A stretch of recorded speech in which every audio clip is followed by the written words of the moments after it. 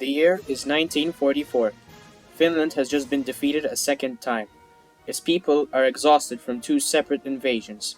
The Finnish military is at the mercy of its larger neighbor. But how did we get here? Our story can be traced back to the early 1900s. Prior to the 1900s, Finland had been an autonomous part of the Russian Empire. Despite several attempts by the Tsars to Russianize the nation, this never worked. In 1914, World War I came along, and the Finnish people found themselves fighting on both sides of the war, as some Finnish people opted to fight for the Germans rather than the Russians. Russia suffered heavy defeats during the war, and by 1917 they had lost both Poland and Lithuania.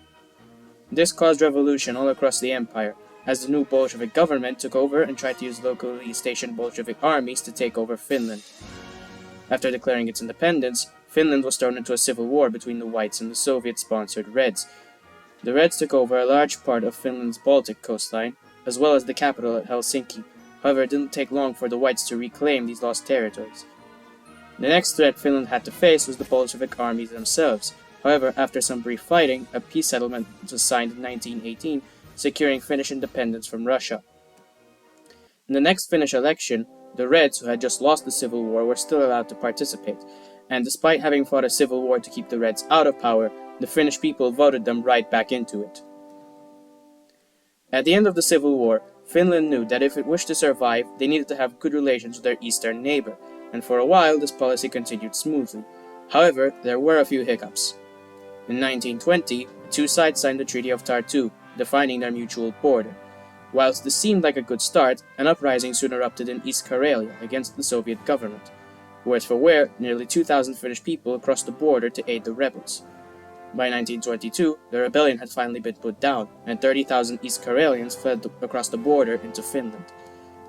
In 1938, the Soviets requested a talk about a slight border readjustment, where the Finns were asked to cede a significant amount of the Karelian Isthmus and dismantle the rest of their fortifications on the Karelian Isthmus. In exchange, the Soviets would have ceded a small part of East Karelia. Many in the Finnish government thought that they should give in and cede the Soviets the territory they were asking for. Amongst them was Carl Gustaf Mannerheim, who wasn't Finnish but Swedish and would be important later down the line. However, the majority in the government still voted against giving the Soviets the land they had asked for. In 1939, the Soviets signed the Molotov-Ribbentrop Pact with Nazi Germany, in which they split Eastern Europe into their own respective spheres of influence. In said treaty, Finland was tossed into the Soviet sphere of influence. Shortly after the pact was signed, the Soviets invited the Finns to talks, where this time they weren't asking for the territory, but demanding it.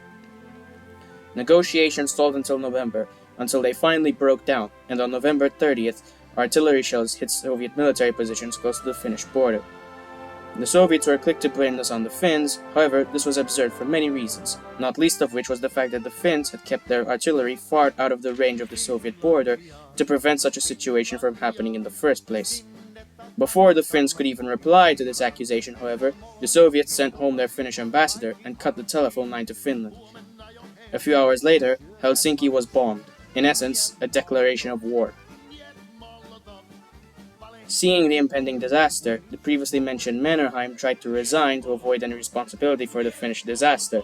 However, he soon found himself being promoted to head of the armed forces. Mannerheim knew the state the Finnish army was in. Their weaponry was obsolete, and they had limited stocks of ammunition, as well as very few tanks and aircraft to their name. The only thing Finland had to its advantage was the oddly high morale in Finnish troops, which even that was trumped as the Finnish people were terrified of the Soviet tanks. Nevertheless, Mannerheim decided to make the best use of what he had. The main Finnish defense took place on the Karelian Isthmus, where prior to the war, the Finns had constructed a line of defenses which would become known as the Mannerheim Line. This line consisted of trenchworks and concrete bunkers. Whilst the Mannerheim Line wasn't as formidable as the Maginot Line in France, on the bright side you couldn't just go around this one. The Finnish terrain also gave Finland a massive advantage, as the subarctic conditions led to attrition on the Soviet army formations, and it also didn't help that the Soviet uniforms had been colored brown, making them easy targets for Finnish snipers such as Simo Haiha, who alone killed over 500 Soviet soldiers and earned himself the nickname White Death, earning the record for the most sniper kills in history. The Soviet army advanced cautiously, leading to them stopping for hours at a time. When the Soviets finally reached the Mannerheim Line, the slaughter began. The worst of the fighting was on the line's left, near Lake Ladoga, where Soviet incompetence was at its worst. The Finns also got over their fear of the Soviet tanks, as they began using flaming bottles to destroy the Soviet tanks. This concoction that the Finns were using would eventually be named the Molotov cocktail, after the Molotov who had started this war in the first place. By late December, a large part of the Soviet armor had been destroyed, and their supplies had been largely spent, causing the offensive to grind to a halt. The Soviet army had been put in such a bad position that the Finns decided to try to launch a counterattack. However, this plan had dozens of problems, most of which included that the Finns were only adept in defensive warfare and had no previous training or experience in offensive operations. The Finns were also lacking supplies, with water becoming a massive scarcity amongst Finnish troops. It also didn't help that just a few days before the offensive, a blizzard hit the area. The offensive began on December 23rd, and went so badly that it had to be called off after just a few hours, after the Finns suffered 1,300 needless losses. Whilst the Mannerheim line was holding well, the other fronts of Finland were not nearly as well fortified, as the Finns assumed that the terrain would deter the Soviets from advancing through those areas. However, the Finns were taken aback when the Soviets launched their massive offensive through East Karelia, with the plan being to encircle the Mannerheim line. The attack was so huge that Finland was forced to send a third of its reserves to the area to defend against the Soviet advance. On other fronts, the Soviets would send scattered army formations to capture the Finnish countryside. The Finns often responded to these by attacking the smaller formations from different sides to try and force them back across the border. However, this often led to accidental encirclements of Soviet troops. Whilst this sounds like a plus for Finland, it really wasn't, as the Finns would have had to waste valuable troops to patrol these encirclements, some of which even lasted to the end of the war as they received supplies through airdrops by the Soviet Air Force. Up in the Arctic North, the Soviets also captured the Finns' sole Arctic port in Petsamo and continued advancing further into Finland. However, the extreme Arctic conditions and the fact that the region was kept in constant nighttime had bad effects on the Soviets. However, the Finns felt right at home in this climate, leading to the Soviets having to end offensive operations in the region. One of the main reasons Finland had been doing so well was due to foreign aid. Across the world, the invasion had been publicly condemned. However, Finland's largest foreign supporter was their ally Sweden. Out of the 11,000 foreign volunteers who came to fight for Finland, 8,000 came from Sweden. The Soviets had been quite humiliated by their performance thus far, so they decided to replace their generals with more competent ones.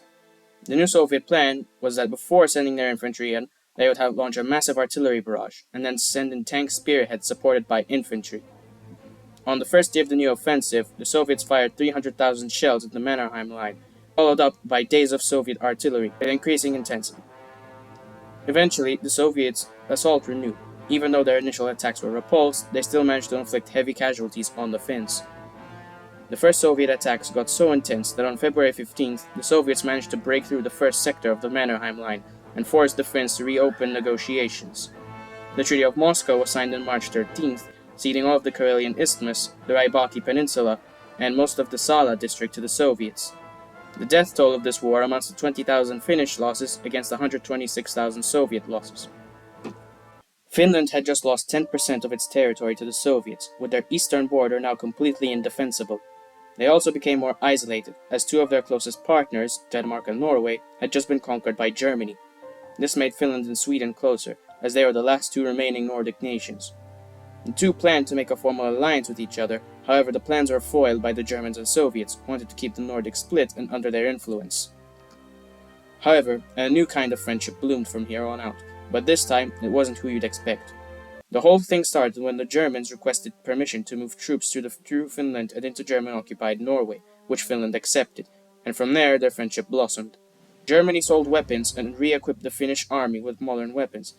Despite Soviet protests, there was nothing they could do about it, as Finland was now protected by Germany. A few days prior, Germany told Finland about their upcoming Operation Barbarossa, and told Finland that if they helped, there would be a lot in it for them. This was a tempting offer for Finland, as taking all of Karelia would greatly benefit them. However, Finland still knew that the significant threat that the Soviets posed, so they only wanted to act if the war was a sure win. When Germany began Operation Barbarossa, they reached the gates of Moscow in a matter of a year. Finland decided now was the ideal time to join the war and claim their spoils, especially since the Soviets had diverted a lot of their forces to go fight the Germans. However, Finland was still weary of provoking the Western allies. Thus, they were determined to make themselves look like co-belligerents rather than allies to the Germans. Finland's goal was simply to reoccupy its lost territories, which it did with ease. However, it was cautious not to step into Soviet territory. In particular, they held back from attacking Leningrad in the north, and left the Germans to their own devices. The Germans had objectives of their own from Finland's borders, including to capture Leningrad, cut the Murmansk Railway, and capture the city of Murmansk, where the Western Allies had been sending aid to the Soviets from. Even though Finland's objectives in the region had been realized, the Germans hadn't, as they failed on all of their objectives. After the Germans lost the Battle of Stalingrad, the Soviets began a counter-offensive that vastly turned the tides of the war. After the liberation of Leningrad, the Soviets began turning their eyes north, towards Finland. Finland had around 600,000 troops in preparation for the coming Soviet invasion. However, it wasn't enough, as the Soviets easily pushed through the Finnish defenses and forced the Finns to re-enter negotiations. In terms of the Moscow Armistice, the Soviets made Finland return the Soviet-occupied lands back to them, as well as the entirety of Petsamo, stripping Finland of its access to the Arctic Ocean. They were also to lease the Porkala Peninsula for the Soviets to build a military base on, right next to Helsinki. Additionally, they were forced to give remaining German troops in Finland 2 weeks to exit the country before having to be evicted by force. Both Soviets and Finns knew that 2 weeks was too little for the German troops to evacuate in time, and the Soviets wanted to exploit this in order to pin the Germans and Finns against each other. The Finns tried to the best of their effort to delay attacking the German forces. However, when the Soviets found out, they threatened to invade and completely occupy Finland, so the Finns had to act. The Finns began attacking German forces on the 15th of September in what would eventually be called the Lapland War. The Finns struggled as the Germans held their ground, and throughout the next year, Finland slowly forced the Germans out of their positions and into German-occupied Norway. The continuation war was finally ended by the Treaty of Paris in 1947, which reinstated the terms of the Moscow Armistice and secured Finnish independence from the Soviet Union. Throughout the next several decades, Finland continued to carefully pivot itself between the Western powers and the Soviet Union. Anyway, that's it for this video. Please consider subscribing, as it takes a lot of work to make these videos, and your support would mean the world to me. Have a good one.